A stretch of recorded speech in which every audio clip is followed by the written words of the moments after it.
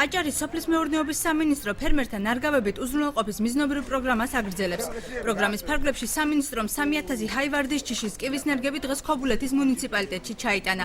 გლეხებს მისი შეძენა თანადაფინანსებით ლარსა და 16 თეთრად შეუძლიათ. მობილიზებულია ლიბერტი ბანკის ექსპრეს მანქანა, რომ მოხდეს გადახდა ადგილზე ფერმერების მიერ და შემდგომ თანადაფინანსების პრინციპით ხდება მიწოდება ფერმერებზე, ვინაიდან მოთხოვნა ძალიან დიდი იყო. ამ პროგრამის მიზანია, რომ უფრო მეტად განვითარდეს რეგიონში აღნიშნული კულტურის პოპულარიზაცია, შესაბამისად მაღალმოსავლიანია, შესაბამისად გაიზრდება ფერმერთა შემოსავლები. ფერმერები პროგრამას მიესალმებიან და იმედს გამოთქვამენ, რომ იგი გაამართლებს და თანხა მიზნობრივად დახარჯული იქნება. გავამრავლო უნდა მოსავალი მექნება ბაზარზე ადვილად გემრიელად გავა და რა ვიცი ფასები ხელმისაწვდომი არის მოსაწონი პროგრამა თუ ასე წავიდა ბოლომდე და ამ პროგრამებს ასე ეპატრონեն კმაყოფილი ვართ თუ არა და ძალიან უკმაყოფილო დავრჩებით. პროგრამის დეფექტებზე საუბრობს ქობულეთის გამგებლის მოადგილე.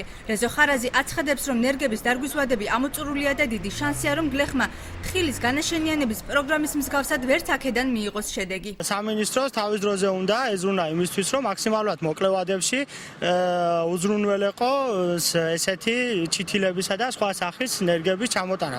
დღეს იცით, თქვენ თვითონაც ნახავდით, რომ უკვე თითქმის აყვავილებული კივის ნერგები ჩამოიტანეს და არიგებენ თხილი ნებისმიერ დროს შეიძლება დაირგოს, რომ სამინისტროში იცოდნენ, პლუს ამას შეუძლიათ შეეძლოთ მათ, რომ გამხმარი და გაფუჭებული თხილის ნერგები არ მიეწოდებინათ მოსახლეობისთვის. აჭარის სოფლის მეურნეობის მინისტრის მოადგილემ ხარაზის განცხადებას არაკომპეტენტური უწოდა.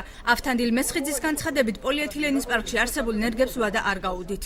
კივის, ჰაივარდის ჯიშის ნერგები არის პოლიეთილენის პარკებში, კონტეინერებში, რომელსაც ვადა დარგვის არ გააჩნია ნებისმიერ დროს. კონტეინერის ღირსება ის არის, ცოტა ძვირი ჯდება, წარმოება, მეწარმეს ძვირი ვჯდება, მაგრამ ღირსება ის არის ამის, რომ ნებისმიერ დროს, როდესაც მიიცლის ფერმერი მაშინ შეუძლია დარგოს. ეს არ არის შიშველფესვიანი, რომ დროში ვიყოს შევიწროებული. იმის განცხადება და იმაზე საუბარი, რომ ვადაა გადაცილებული, მიმაჩნია არაკომპეტენტურად. ფერმერთა უზრუნველყოფა მრავალწლიანი ხეხილოვანთა ნერგებით მიზნობრივ პროგრამას აჭარის სოფლის მეურნეობის სამინისტრო 20 მარტიდან ახორციელებს.